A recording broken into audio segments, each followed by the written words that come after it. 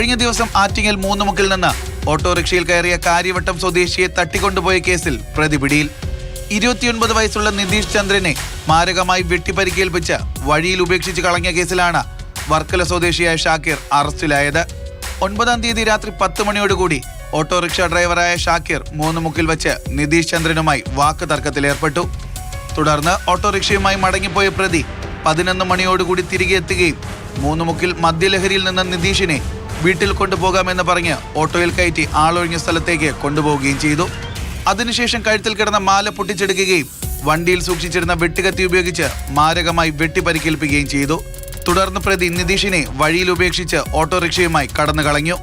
പ്രതിയായ ഷാക്കിർ കടക്കാവൂർ, കല്ലമ്പലം, വർക്കല തുടങ്ങിയ സ്റ്റേഷനുകളിൽ മോഷണം, പിടിച്ചുപറി, കൊലപാതകം, ബലാത്സംഗം തുടങ്ങി നിരവധി കേസുകളിൽ പ്രതിയാണ്.